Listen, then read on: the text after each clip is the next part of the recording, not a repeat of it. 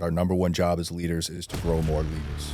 Right? Hard stop. We really powered down responsibilities to junior NCOs, junior officers. You got to delegate and tolerate. I think the risk we face now is maybe trying to tighten up, pulling some of those decisions back up the top. What was your biggest failure that you learned from? I would probably say Come on. a little too overconfident. Hello, everyone. I'm Major Mark Insha, Public Affairs Officer for the Rhode Island National Guard. Welcome to the Rhode Island National Guard's podcast. Today, we sat down with Lieutenant Colonel Dennis Pineault, a good friend of mine who I've worked for and known for a number of years. He recently came out of Battalion Command of the 118th Military Police Battalion. Today, we talked about his lessons learned, his command philosophy, how he believes leaders are obligated to help raise the future generation of leaders. We talked about his time now as the state G1, the Personnel and Human Resource Officer for the state. Let's get into it. Welcome to the Rhode Island National Guard podcast. Thank you for joining us today. Thanks for having me. Absolutely. So your most recent assignment, you were the battalion commander for the 118th Military Police Battalion. That's one right. of only a small number of actual MTO battalions in our state. Kind of a big deal. Mm-hmm. I wanted to bring you on and talk a little bit about that experience, lessons learned, what you took away from it, but also what you carried into it. What did you want to do? Why did you apply for the job? What were you hoping to accomplish? And what changed along the way? Mm-hmm. So congratulations, sir. I assume it was a successful command. It depends who you ask, I think, but yeah, I had a great experience. It was bittersweet when I left. Certainly, I don't think I wanted to leave, but it was certainly time. There is a thing such as the burden of command, and it's a grind. I did it for a few years as battalion commander, and you got to stay sharp. There's a lot that we put into that job. So at the 3-year mark, I was sad to see it go, but I knew that there was somebody coming in that had the level of energy that we needed to keep the organization moving after 3 years of where we tried to take the team. So I was happy in that aspect to pass the baton over to Lieutenant Colonel Tom Manera, actually. Yeah, 3 years seems like a pretty standard number. I mean, somewhere between 2 and 3 years seems to be what I observe most of the time. So the minimum certainly is 18 months. Really, you want to get a couple evaluations in, but I think if you really want to impact change, you need that chunk of time to get into it, right? So you get command before you actually take the guide on. You're taking some time to assess the team, what you've got, what companies are where in the mobilization cycles, looking at AARs and post-evaluations, what's coming up. And then you need to come up with a plan. Well, first you got to figure out where you want to go, and then you got to come up with a plan to do that. In order to see that through, I think you need about that much time. But it takes a lot. It's constantly, lift and shifting and recalibrating to get us to that desired end state. I actually want to dig in a little bit on that initial assessment. Mm-hmm. Obviously, I've never commanded a battalion, but I have commanded 2 companies. Right. And I have I'm coming from the same place in that I think it takes time initially to understand where you are. I think where you want to go is fairly easy. Doctrine gives us some piece of the answer. Mm-hmm. Our rater and senior rater give us some piece of that answer. The unit you inherit will probably give you some of that answer. But understanding where you are, can you talk a little bit more about that? Yeah, absolutely. So before you make any decisions, where you've got to kind of assess where you're at, like you said, and there's a lot of things that go into that.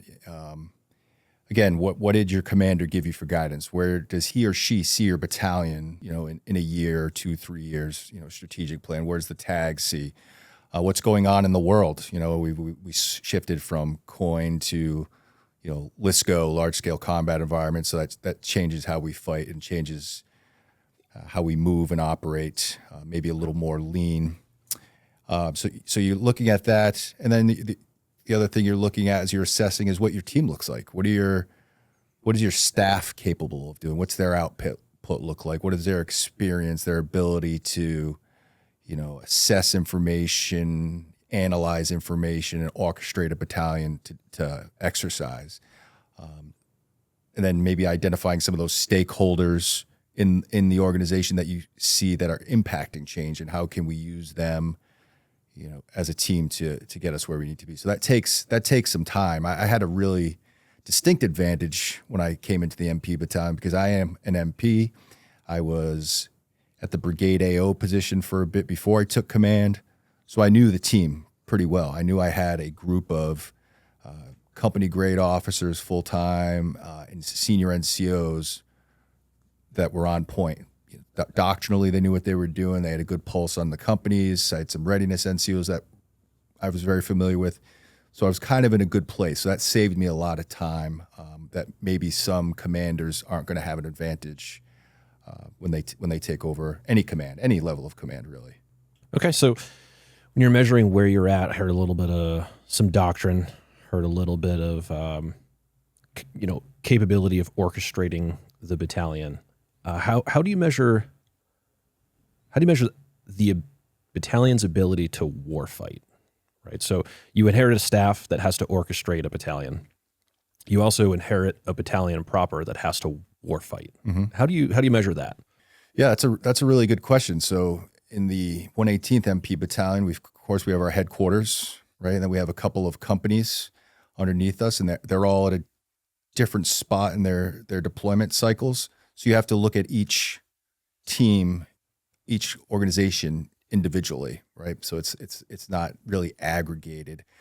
For the staff, for instance, we're talking about shifting over to large scale combat environments. So what does that mean, right? Before we're gonna start doing it, what does large scale combat fight look like? And for a battalion headquarters, for the MPs, it means being lean, being fast, being in the field. We're out of the fobs and brick and mortar structures. We're kind of moving with the line of advance, moving with our maneuver elements, or just behind them. So what does that mean for me as a staff? That means, can my team, do we have the SOPs in place? Do we have the ability to set up a command post, conduct jump talk operations, while simultaneously continuing to orchestrate the fight? And then the company, same thing, depending where they were. We had one that was, just back from mobilization, so a little less concern with them. They're doing their individual stuff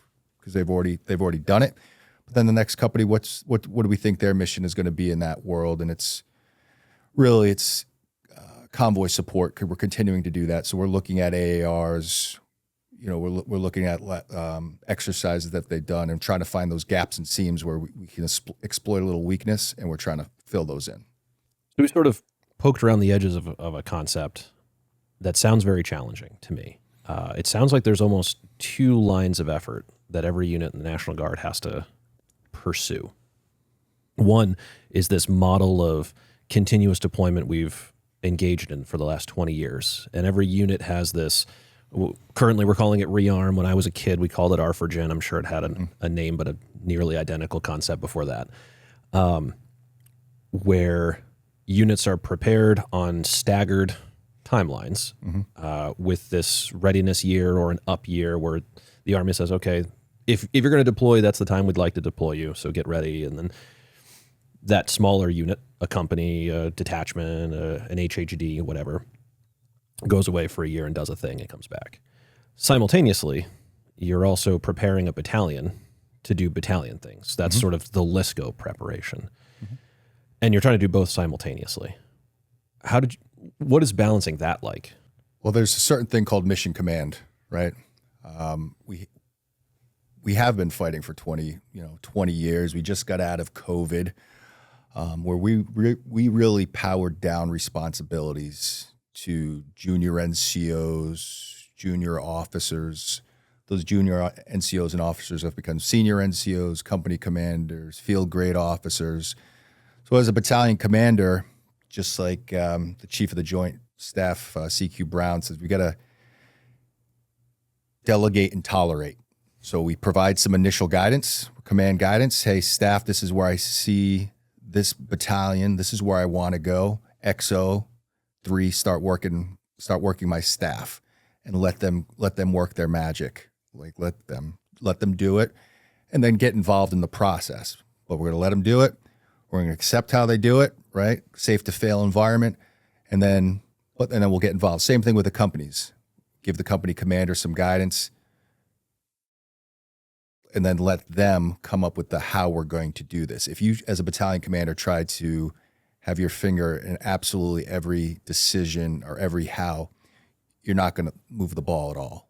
And it would be a very long 3 years for the entire battalion. One thing I think I did well is I was really clear on commander's intent, where I saw the battalion, how I envisioned it, my left and right limits, staff, and they did their thing. Same thing with the companies. And they came up with these amazing creative ideas that I didn't think of, were better than my ideas. And they, in many instances, surpassed expectation. And that's kind of how you do it. And I think that's how we have to do it, because there's just too much going on to direct every effort. So you and I got to work together for 18 months, 2 years, give or take, during COVID. And that was some feedback I remember hearing from our senior staff repeatedly for that 2 years.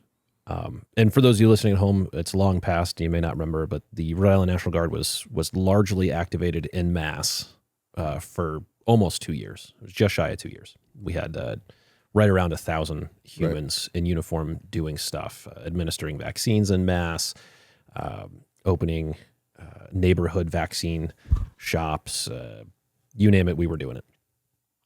And the feedback I remember getting all the time was from our senior leaders was the pleasant surprise at the capability of our junior officers and our mid-grade NCOs, right? Everywhere you looked, there was an O3 or an E7 who was making stuff work out there on the periphery.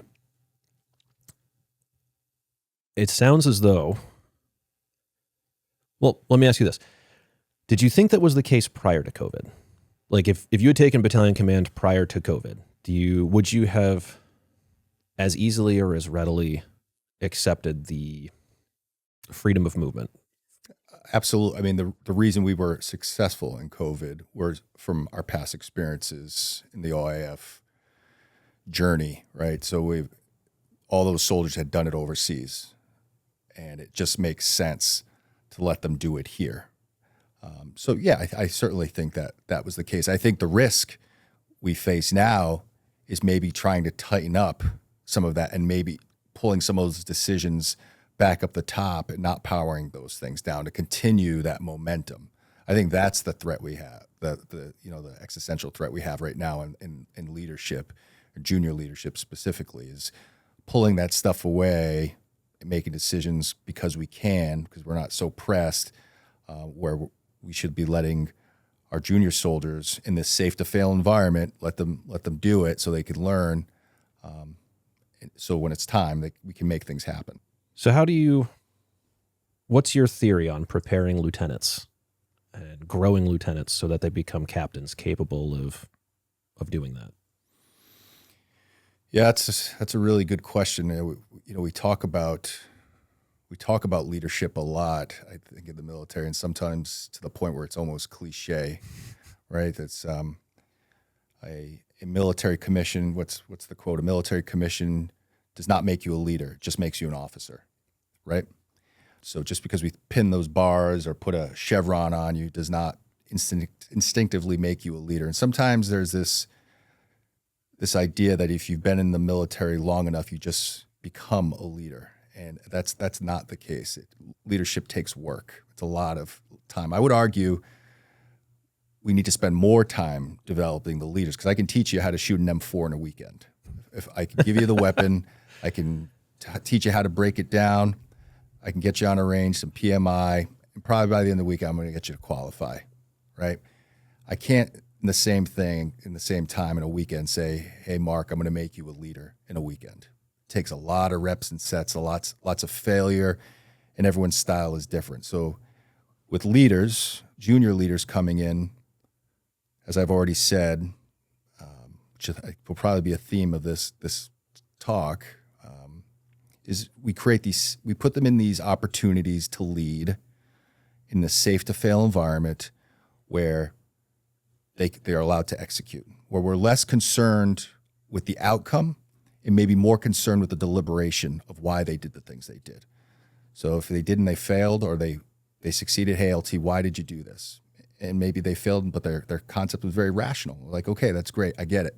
Maybe we look at it a different way. And that's something we do. And we let them know that we're supporting them that way, right? And I'm not talking about safe to fail as in forgetting stuff for the range. That's, stuff like that, detail-oriented stuff is unacceptable. But if we're doing a combat exercise in a training environment and they take a wrong turn or they mess up a TTP, that's okay. That's kind of, that's okay. We want those kind of things. You're going to learn from that. And the more you do that, that's how we're going to develop our leaders. The other opportunity is I was really passionate about leader development when I was a battalion commander. And we had, the thing I pride myself on the most, I think, was our leadership development program that we'd had on Saturday nights. We did it over the course of the 3 years. At the beginning of the fiscal year, I would come up with a series of topics. I would assign a lieutenant to one. I would assign a field grade officer to another. We had some NCOs teach some, depending the audience.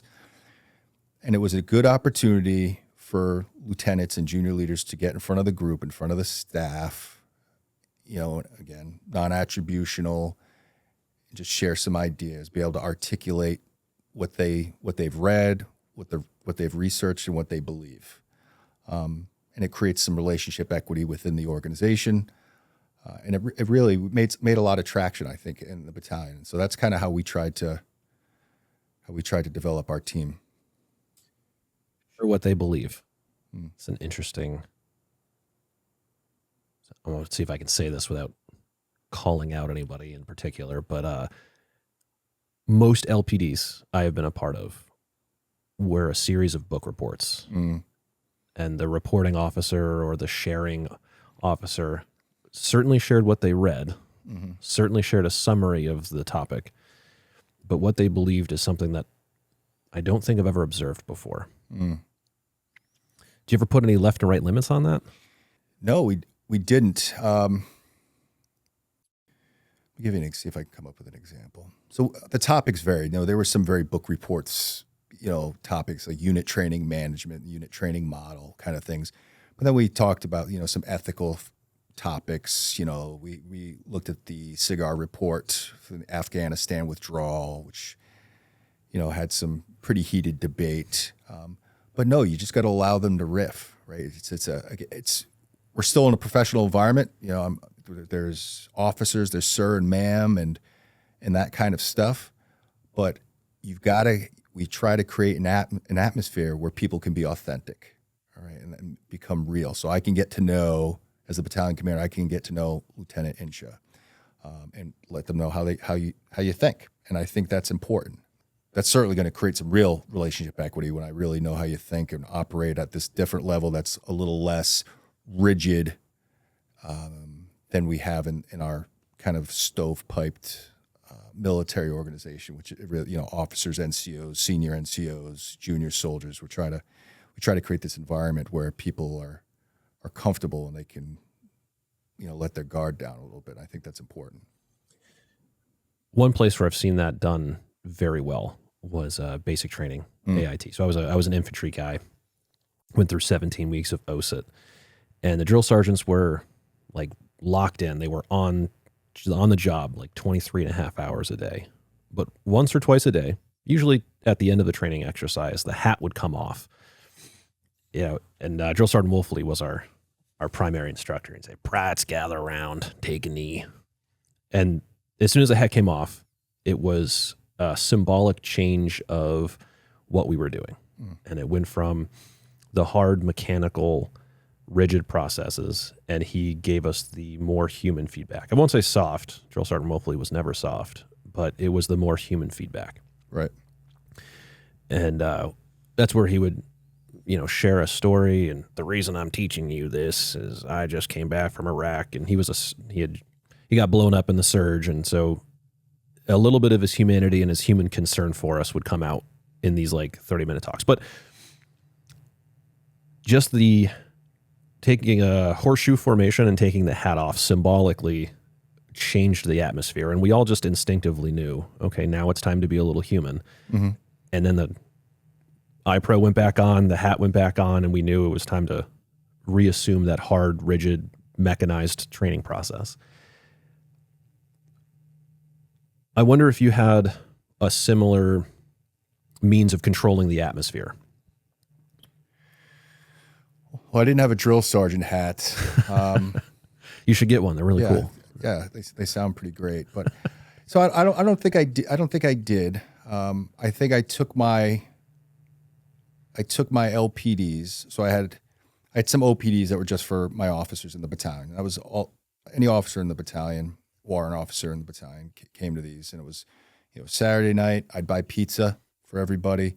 We'd let everyone have a couple beers, super informal, and we'd have our discussion. And then there were LPDs where I had my E7s and above, bigger audience, and my sergeant major did some NCOPDs for just them.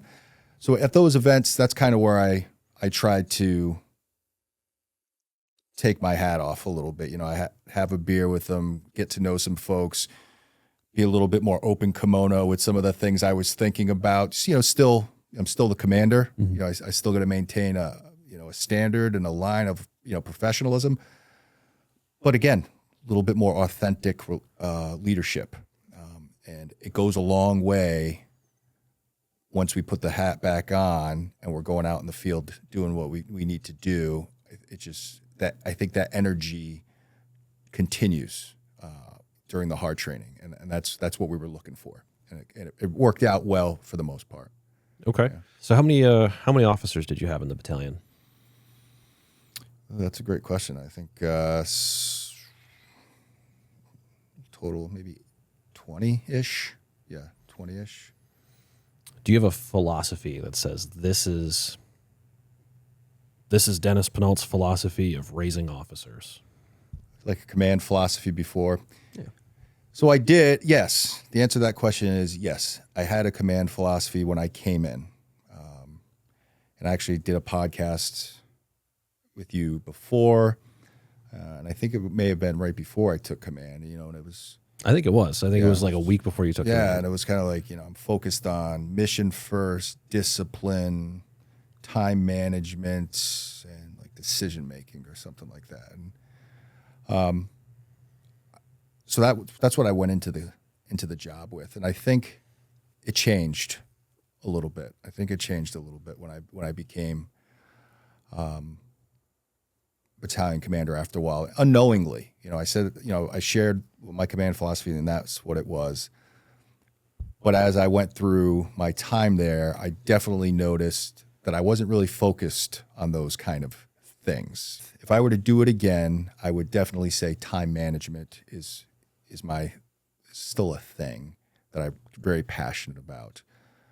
But the other thing is really investing in soldiers, and we've been touching on it throughout this conversation. But it is the value that I place, that I don't know if we place enough on relationship equity within our organizations. It sounds soft, I think, when we talk about it, but let me tell you what it yields. It yields retention. All right. There's been soldiers that wanted to get out in our battalion, but they stayed because they just thought they'd miss the band too much. It yields trust, right? And it provides this level of energy towards problems that I don't think you can replicate in any other leadership style, right? There's just something when people have this authentic trust in me and I trust them and we're comfortable around each other, we have this professional yet freedom of thought, people just they just do more, right? I say it's closing time and I'll see, an officer and NCO staying later just trying to knock out a good product. So I think if I were to go back, I would really focus on, I'm going to continue that. Like that's one thing I took away from my battalion time, is just the value that we need to place in that. And it is really an asymmetric advantage, I think, in many instances. And it's the difference between a good team and a great team, if you have that kind of equity within the organization. So here's a question that definitely was not on the list, but now I'm going to put on my 43rd S1 hat and ask you as the G1. Are there things that we can do in the one shop that can help encourage or reinforce that culture in our formations? Because I have a very similar opinion. I think if we made a Venn diagram of everything I think about how to develop and grow officers, you and I would very nearly be a sphere. And so then the problem I've been working on, the code I'm trying to crack is, okay, well, I happen to be in a one shop. I don't have any officers that work for me. Mm-hmm. How can I influence the entire formation to believe what we believe and carry on the tradition that you started? Yeah. Well, first I would say just because you don't have officers in your director, it doesn't mean we don't do leader development. You still have leaders in your team. You have warrant officers and you have NCOs. Very good ones in my case. Yeah, you have excellent NCOs. So there's value to be had there, and there's things you can manage in your area of responsibility. And that, I mean, for you, if this is something you're passionate about, you're a primary staff officer in your brigade. You know, be a squeaky wheel. Get with your brigade commander, HHC commander, maybe some of your fellow field grades, and kind of have a working group on this. Hey, this is something I'm passionate about. This is something that maybe can help grow our organization. It's going to make us tighter. It's going to make us more lethal, more efficient, and then put together some house. You certainly can do it for the one shop. It's easy because you're the boss, right? Yeah, absolutely. But I think you have your primary staff officer. You have the voice and the latitude to make those recommendations to the boss and the command sergeant major and propose something a little more bigger that encompasses the whole HHC or the brigade writ large. Yeah, I think the brigade writ large is my domain of concern. So, yeah, I know the current battalion commander from the 118th. He's still doing the professional development, and he was passionate about it. And there's still some good officers that were there when I was there, so that kind of legacy product carried over. So I think that's still going to be there. So I think there's some good ideas and there's some foundation already there. And I know the battalion commander of the 103rd, and he kind of has the same sentiment. So I think you have the stakeholders who are interested and want to do these things, maybe doing them in their own ways, which is okay as long as something's happening. But if you wanted to formalize something a little more, I think that is a great opportunity to bring some senior folks together and come up with some great ideas. Do you think the Army's sort of mechanical system of evaluation and the mechanical system of counseling, as the Army intends you to do it, interacts at all with what we're talking about here? So I hate counselings, right? But it is a good vehicle / reminder that people need to do it, right? Because soldiers say they don't want to be counseled, but everybody wants feedback, right? And that's part of this relationship equity that I'm talking about. But when we say counseling, we think administration. We think we got to pull out a piece of paper. We have to fill it out. This is the purpose of this. Is it event oriented or whatever counseling, A, B, and C? It doesn't need to be that way. And I told my team that when I took battalion command, I said, hey, print out some counselings, and during the course of the day, grab one of your, if you're a team leader or squad leader, grab one of your squad members, go to the hood of a Humvee. Hey, this is what I saw this weekend. This is what I'm seeing. A great job on this. We could use a little work on this. Hey, what are you looking to do in the next couple of years? Do you want to be a squad leader? This is how you become a squad leader. You need to go to this school, maybe, take some opportunities to get in front of the organization.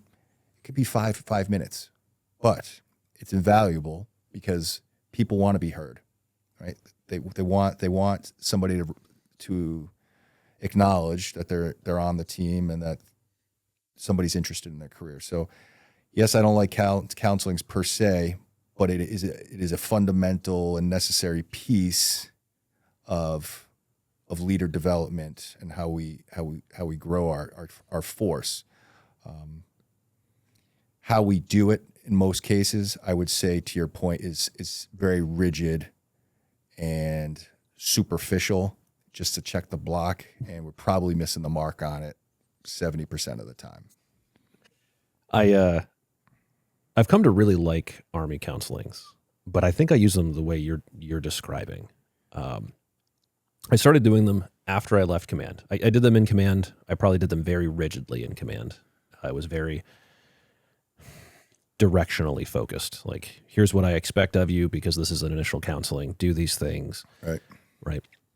And then I left command, and I realized I really missed pinning awards on people. I really missed promoting people. I missed the good stuff. Mm-hmm. I missed rewarding people for their hard work. And I think I've adopted Army counselings as like a tiny fraction of that feeling. Mm-hmm. And my methodology is I typically will sit down on my computer and just word vomit everything I think about someone until I fill the page. And they end up being about once a quarter, give or take. Maybe 3 times a year. So not quite once a quarter. And it's always, hey, these are all the things I'm observing you doing, this, and this, and this. And it always comes out good because I like everyone who works for me. And I think you're absolutely right. I think people come in, they like being told that they were observed. They like being told what they did well. They like being able to say, this is what I want to do in life. And they, at least in my experience, I've always liked the feedback. Okay, if you want to do that thing, these are now the things that I want you to work on. Right. And the 42 Alpha career field's fairly narrow, so the list of things that they can do is reasonably straight. A couple places you can branch. You can go warrant officer. You can try to chase sort of the readiness NCO path of career. But for the most part, it's a fairly it's like a pine tree. Sure. Right. Absolutely. So, and then getting that answer, hey, do you want to pursue warrant officer? Do you want to pursue sort of a readiness track? And if not, then you already know what you have to do. But I agree with you entirely. Yeah. That conversation is more valuable than sort of the surface level. Letting people know that you see, letting people know that you care, and then giving them a chance just to talk about what they want to do. Right. And oh, by the way, if you do that at the end of the year, their NCOER, their OER is really easy to write because you got a couple of counselings where you've already captured all the good stuff that they've done. Certainly is, yeah. And again, it's a way to build leaders. Our number one job as leaders is to grow more leaders, right? Hard stop. And that's how we do that. Hey, young E4, E5, hey, young lieutenant, how do you think you're doing? Where do you want to be? I'm going to help you get there. Course correction on this. And the Army keeps rolling along, right? Without that, those kinds of relationships, we're gonna get caught in some sludge. And I think at this point we probably do just enough, intentionally or not, that we're very fortunate that we have some, a great group of junior leaders constantly coming through the ranks. So I don't know if it's a deliberate process or we've just been very lucky, but we've got some great folks coming through. So something's happening. That's right. Okay. Actually, you know what? I'm not going to let you get away with that. Okay. Why do you think? Like just spitballing. Why do you think we have such a consistent stream of talented individuals being provided to us? It's a great question. I think, first it takes a certain personality to even want to join the military, right? For the most part, we'll talk about Army officers, for the most part, everybody's relatively educated, relatively physically fit, maybe played some high school sports, was kind of noodling in these leadership roles, alpha personalities, kind of came through, and then they jump on, they're fortunate enough, they work hard and they get their commission. And one of a couple things happen. Once they either see some leadership that resonates with them and they're copy and paste, or we have some leaders that are doing the right thing in the organizations, which I'm hoping is the case, we're trying to groom this talent and bring it to the next level. There's only a couple ways that it can happen, right? We're either helping them, or they're just, they're replicating what they see that's good. Let me know if you agree with this statement.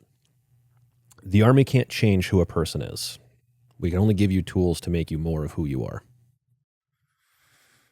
The Army can't change who a person is. If you're a good leader, we're going to give you a bunch of tools to make you a great leader.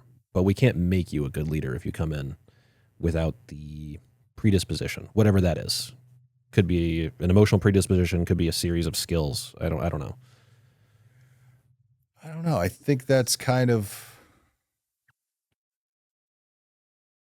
it's a little bit of hyperbole there, I think. Okay. Perhaps. I think there's very few people that come in as leaders. I for one, did not come in as a leader, right?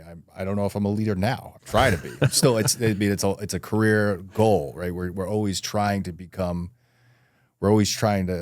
adjust and reps and sets and refine our skill, right? It's a profession of the arms for a reason, right? And leadership is a fundamental aspect of our profession, but it's not. You don't get issued leadership when you get pinned and then you carry it. It takes some work. I think in most cases, if there's a desire there, I think we have a pretty good formula on how to become leaders in the military. We give young officers, we'll give them a platoon, we give them commanders to mentor. We teach them, we try to PME them with history and stuff like that. If you don't know history, then everything's unprecedented kind of thing, right? So we try to teach them how things have gone historically and what works. And there's a pretty good recipe. And I think for the most part, if you want it and you're willing to work at it, just like most things, I think most people can become pretty effective leaders. Is every leader going to be a company commander? No. Is every leader going to be a battalion commander? No. But can they be great staff officers and run a small staff section? Yes. I think there's a wide spectrum of leadership positions in our organization, which is a great thing. And for the most part, there's a home for every style, I believe. Okay. Yeah. So it sounds maybe like leadership is similar to physical fitness. We'll give you a bunch of tools. We'll give you a bunch of opportunity. Some guys will take their reps and sets very seriously, lock in their diet, lock in their rest, and become hulked out Brosidens, Lord of the Broshan. And other guys will take their reps and sets less seriously and be smaller. I mean, I probably an oversimplification. Okay. Again, because I can cram for a PT test in a couple days and squeak through. I don't think we can. I don't think I can say, "Hey, Mark, here's a battalion. Go manage 500 people." Right? Again, it's a journey, and it takes lots of failures and being put in a lots of hopefully, like I said, safe to fail environments where we can refine and hone our craft as leaders. I don't think it's as simple as just here's a bunch of tools and go. Yeah. Okay. What was your biggest failure that you learned from? I think if you ask 10 different people, you'd probably get 10 different answers. My biggest failure as a battalion commander. No. As an officer. As an officer. Yeah. I mean, unless your biggest failure was as a battalion commander, which I hope is not the case. I've had a bunch of. I have tons of failures. So my career is riddled with it. But I'm just trying to think of something that would stand out, that would be noteworthy. One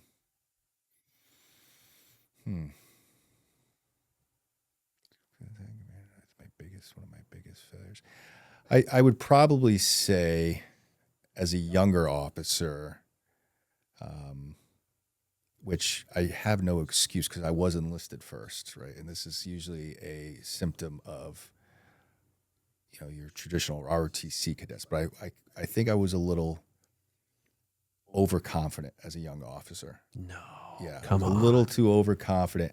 But I will tell you that I had that air of confidence for a very long time, I think, until Rhode Island's small, right? We're a small state, small group of officers, and you rack and stack yourself. Like, I'm doing fine. I'm doing well as a platoon leader, XO. You get the company command. And then I realized, hey, and then I went downrange and I see these active duty officers, company commanders and stuff. And I'm like, man, I think I suck, right? I think I suck. I think I need to listen. I think I need to really listen, not just hear, but I really need to listen to what some of my NCOs are saying on certain things, and what my, my staff is providing me as guidance. Cause I am not the all-knowing well, I deployed, I was a first lieutenant, but I'm not the all-knowing first lieutenant that I thought I was. And, I made some pretty bad decisions, not life-threatening decisions, but probably not in a safe-to-fail environment that I've been talking about. That could have been avoided if I had a little less hubris and I listened to my team and my senior NCOs, and that's something that I really I've really taken with me throughout my military career, and I really try. Actually, it's not even an effort anymore, but I'm really passionate about making sure that I have a team and they're in an environment where feedback is very candid, right? When I have my training meetings as a battalion commander, I'll often ask, I had a really sharp E6 training NCO, and I would ask him, I'm like, what do you think about this training plan? And we were in a place that he was comfortable enough to provide feedback like that. Even if he's like, hey, sir, your plan stinks.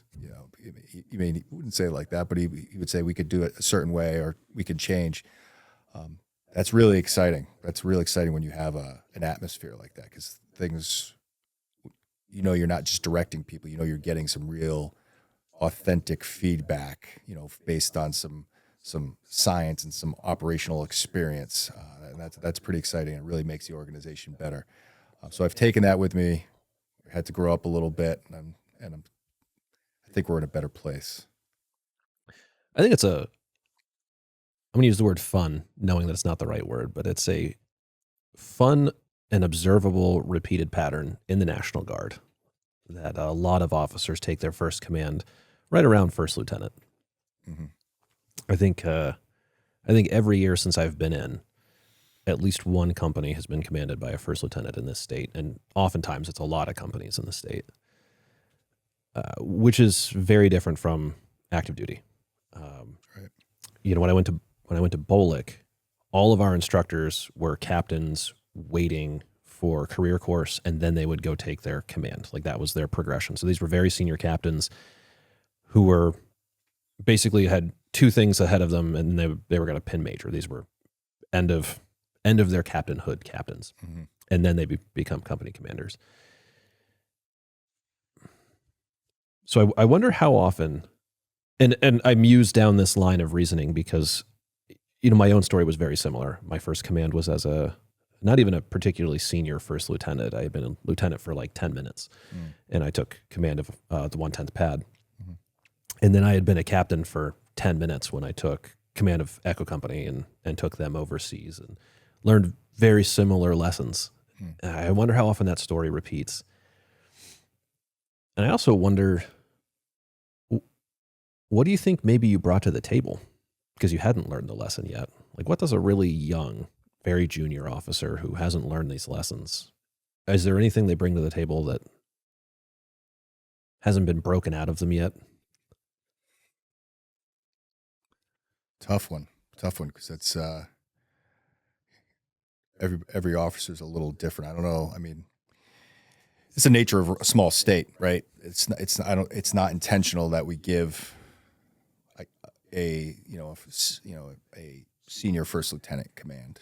It's just the nature of our organization. We have a small organization. We have folks retiring and all those things, and people need to move. We need to make room, and it just so happens, you get lieutenant. But it just speaks to the importance of, as soon as we get these lieutenants, we got to make sure we're investing the time in them, all right? Because we never know when they're going to get that opportunity to command or deploy. It's, again, command philosophy, time management was one of them, right? And it's just, you never know. You've wasted time until you realize you need more of it, right? And that goes with training, prepping for deployment. Once you figure out, hey, this company's going to deploy, oh man, I messed up. I should have been doing more things during the weekend. Same thing with these lieutenants. Hey, company commander, hey, battalion commander, you should have been spending time with these lieutenants. They were your responsibility to mold and create leaders. So if these lieutenants are failing, which they're not, by the way, we have some great company commanders that are lieutenants. It's our fault. It's my fault as a battalion commander because I'm not spending the time with them. And that, I will tell you, that is one thing. If I were to go back and do it again, I would make sure I spent more time in the field with my lieutenants, right? It's easy as a battalion commander to get bogged down in the sludge of administration and 15-6s and flipples and all those things, all those gross things, where I should be doing that on my downtime or when I'm not on a drill weekend or AT, and spend more time planning for the future as a battalion commander, shaping the battalions where we're headed, or mentoring my lieutenants in the field. Again, a big proponent of the LPDs inside, in the building where we're having these roundtable conversations. But I wish I would have spent more time in the field watching them run their patrols and running their checkpoints and detainee operations, where I could have influenced a little bit more tactical growth. That was a missed target of opportunity, and I think I spent too much time. The company commanders did a great job, but I could have been value added there. Just spend a little bit and then get out of the way, so I'm not in the company commander's hair the whole time. Yeah, absolutely. So you're the first post battalion command commander I've interviewed on this podcast. I suspect as I accumulate more post command battalion commanders, I'll hear that feedback a lot. Yeah, that the same way. Someone in retirement rarely ever looks back over their life and says, gosh, I wish I spent a lot more time at work. Yeah, everybody says, I wish I spent more time with my family or with my friends. I have to imagine I'm going to get that feedback from a lot of battalion commanders. I wish I'd spent more time doing the leadership thing, being with my people. Yeah, battalion command, it's I've had a few commands, a couple company commands. Battalion command was my favorite because you're in this sweet spot where you're still doing tactical operations, right? Convoy operations and overseeing the number of checkpoints in a certain AOR, all those things. But then you have this more of this strategic influence or operational influence shaping us where the whole battalion goes over the course of a few years. So it's this really nice spot. But I found myself getting caught in that sludge in retrospect, where I should have been out there. But. This is where I'll provide a little bit of. I'm just gonna put my S1 hat back on and say, you get to influence the unit as an organic whole. The sum is greater than the whole is greater than the sum of its parts. So you get to influence the direction of an entire coagulated group, all focused on the same thing. Putting on my S1 hat, you also get to influence the individual and constituent parts of that group. And I always, my mind just wanders right back to, I've only been the senior raider for like maybe a dozen people in my career. But I really like being a senior raider more than I like being a raider. And my absolute favorite block, and I'm going to get the number wrong, I think it's 22A, but it's the next 3 assignments. Mm-hmm. It's my favorite block in the whole OER and NCOER. And normally that's like a throwaway, right? Like a lot of people ask the S1 to just pre-populate. Like, I don't even know what the next 3 assignments would be. Can you just throw something in there for this guy? Right. And like, I'd never ask for that. It's my absolute favorite part of counseling. What's my favorite part of evaluations is filling out the next 3 assignments. And I never fill it out without my rated human being there. Right. Excellent. Because I want to communicate something to that person and I want to communicate something to whoever's selecting for some job in the future, right? And I'm usually very honest with. I've actually never seen you rated an officer, but I've always been very honest. Like, at some point, I think you need to be on a first sergeant's board, right? A bunch of sergeants major need to be looking at this NCOER and determining that you need to be a first sergeant. I believe that. And I'm going to tell you that, and then I'm going to fill it out here. Sure.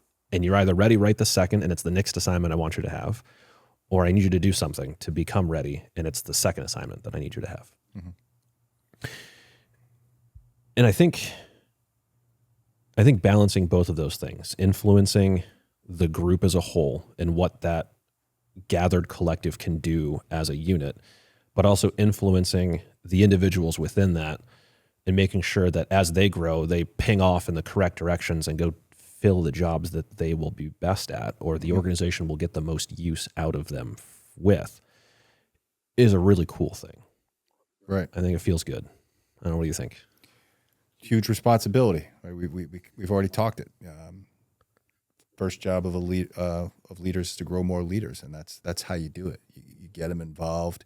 You're getting soldiers involved and having them getting interested in their own careers, and then showing them as the senior leader how you can help facilitate those things and help shape their career and give them some of those opportunities. And that keeps people interested. That keeps people engaged. That keeps people in our organization. If you don't do that, then we have some significant retention and attrition issues, and some gaps, leadership gaps, where we're short lieutenants or we're short platoon sergeants.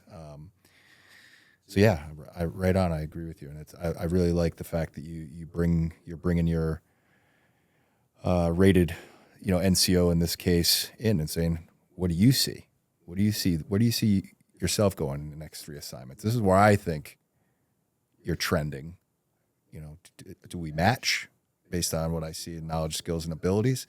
And then this is how I'm going to help you get there. I think that's fantastic. Yeah. Yeah. Well, I think it's important. I think it's important because there's a couple of positions along the way that are highly competitive. And if we get the right people in those positions, we create enormous value for the organization. Sure. And then, God forbid, you put the wrong people in those positions, you can, create outsized negative value for the organization, right? And that's usually commands. It's usually like senior enlisted advisors. You put the wrong human in a battalion command, you put the wrong human in a, sergeant major position. You can create an enormous amount of negative value. Right. And you see it all the time. I mean, the Navy relieves someone for lack of confidence like every other day. Right. You look at defense. Right. Yeah, it's crazy. And that's just not one guy getting fired. You know that whole ship was probably dysfunctional. Bad things were happening, and bad things will continue to happen because you don't just put poison in a garden and then remove the poison and the garden's okay. It's like, those plants have to digest that poison and get rid of it. It's a slow, painful process. So when I bring guys in, and I take it very seriously when I tell them, I think you need to be a first sergeant, or I don't think you need to be a first sergeant. Sometimes it's a tough conversation, but most of the time it's actually, I think for the most part, people already kind of know. Yeah, I was going to say, it really shouldn't be a tough conversation. Yeah. If you're getting the touch points that you should be getting. Yeah. Right? If you got someone that's just not making the mark, and you're speaking to them, every other month about, hey, why did you do this? Why didn't you do that? What was your deliberation on this? When that's time for the best qualified list, their spider senses should be tingling that, hey, I might not make it this year, right? If we're doing the right. Often not the case, though. Often not the case. And I see it. I've seen it as a battalion commander. I see it as the G1 where there is no interaction between the raider and that senior NCO, and then any bad paper, and then that senior NCO doesn't make the list. He's like, why? Nobody told me anything. Nobody said it. Well, we're not going to course correct if you're not telling me that I'm not on azimuth. Happens very frequently. Shouldn't. It does. I'll volunteer. One of my biggest failures as a company commander was not correctly documenting that someone didn't belong in the BQL. Won't use any names. He's still around and presumably turned his career around and progressed from where he was. But we got to evaluation time, and he got a really ugly evaluation, one that I thought he earned, right? So his rater and I had a very serious conversation. We agreed that this is how the evaluation was going to go. And then the BQL came around and we recommended him not for promotion. And it matched the NCOER, but no paperwork existed prior to that. Mm-hmm. And I could give myself excuses. I was in Iraq, he was in Syria, whatever. But there really is no excuse that when someone starts to drop the ball and you know you're going to hold them accountable to dropping the ball, there is evidence, or the chance to course correct has to be given. Right? You have to sit them down and say, you're dropping the ball. You're missing the mark. This is, you've got to do this, this, and this. And then if they don't, you sit them down again. Hey, we had the discussion. We talked about this, this, and this. You're still not doing it.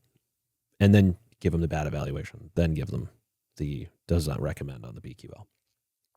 So that's one of my biggest failures. Yeah. And we ended up solving that one. I ended up sitting down with that rated NCO, and he accepted and signed his NCOER after we had gotten back from theater, because he took what I said seriously.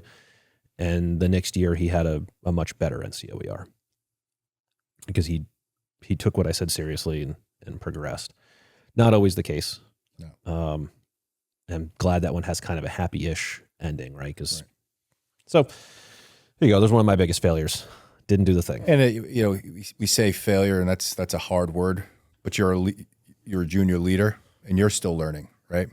We're still learning. We're course correcting. We're refining. We're honing our craft, and hopefully you have learned from that. And now that you're a field grade, for some time now, that you're not making that mistake again, right? So this.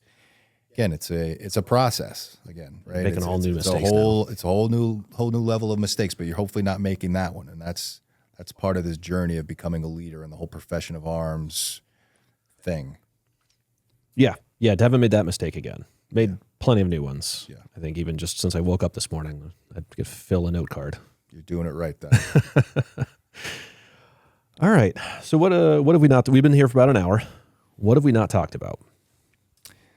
I guess the only thing we probably didn't touch on, and that I'd probably like to share is the lesson learned. Okay.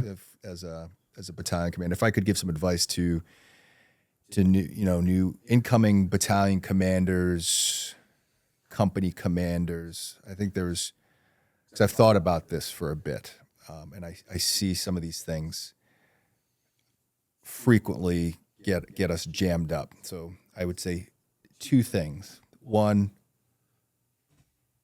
risk mitigation does not mean absent of risk, right? Too often I've seen or been caught in positions where we're not making decisions because we are waiting for the risk-free course of action. That rarely exists. There's some level of risk. If you are given a guide on, you become a green tab, your life is about analyzing and assuming a certain level of risk. If you do not, the consequences, you have soldiers downrange that are waiting for a decision, and they can't initiate movement because they're waiting on your stagnant decision-making process, right? So you got to get after it, and you got to make a decision with the best. As long as it's moral, ethical, that you're not going to get anybody killed.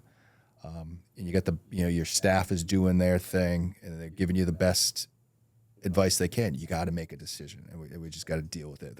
I make the decision. We're going to own it as a team because we have some relationship equity, and we're gonna go. People get jammed up in that because nobody wants to put their fingerprints on a decision sometimes if it has a little risk. And I think that doesn't happen around here. I think that becomes really dangerous, and it happens. I feel like it happens more and more the further away from conflict we get, right? And the more garrison-centric and focused we get, I think we become more and more, we lack that tolerance. And the last thing I would say is for the traditional guardsmen, the National Guard, is we have 39 days a year. We have 39 days to make sure that our soldiers are technically, tactically, administratively, medically ready to deploy. 39 days. And within that 39 days, we have physical fitness tests, medical reviews, and a handful, 4 or 5 metal tasks with a whole bunch of collective tasks underneath it that you, at the end of the year, you're supposed to tell your battalion commander, your brigade commander, or whomever, your 1-star, hey, sir, we are a T on everything. It's mathematically impossible to do that. So what you need to do as a commander at any level, you've obviously got your guidance from your bosses, but you've got to be willing to take some risk, as we've just talked about, and you've got to pick a few things that you want to be a master of your craft on, and you don't thin slice those things. That'd be my second bit of advice. Don't thin slice training. I had all of these metal tasks. I have a half dozen weapon systems in the battalion. I said, instead of having a FAM fire on 6 different weapon systems, I'm going to be lethal in 2 of them. And if we get the NOS and we have to go down range, we're going to have time to fire these other weapon systems. I'm going to make sure we are really good. I'm going to assume risk on these, and we're going all in on these 2. So we spend extra time at the range, PMI, etc., get more crews qualified. Same thing with our training. I'm going to really focus hard on these metal tasks. I'm not going to thin slice them. I'm going to be a master of those tasks. If I go down range and they tell me I'm going to have a different mission at Mob Station, then I'm going to have to get after some of these other things. But assuming some risk and not thin slicing training, that time management piece, are probably the 3 things if I could share with anybody going into a green tab position, I would like to offer them for consideration. Yeah, I think that's great advice. Great advice. I imagine if you become very good at becoming good at something, right? So you pick 2 weapon systems, you have to develop an entire series of trainings to become masters of that craft. You've become good at becoming good at that, if that makes any sense. I don't know if anyone tracks. And if you're a formation that is good at becoming good at something, there's no limit to what you can do. Right, yeah. So the brigade right now is, we brought in some mobile training teams. We're going to go through MDMP. Gross. Yeah. Important though. I'm kind of a nerd, so that's what brigade staff do. If you don't like MDMP in a brigade staff, you're in the wrong place. Yeah, that's fair. But and I'm kind of a nerd, so I genuinely enjoy MDMP. But we're gonna get really good at getting good at MDMP. Yeah. And if we're really good at getting good at MDMP, then all the other things we're supposed to be doing, we can teach ourselves. Right. Someone teaches us how to MDMP. We learn how to learn. I can apply those principles to staff assistance visits or how to implement new SOPs for the brigade.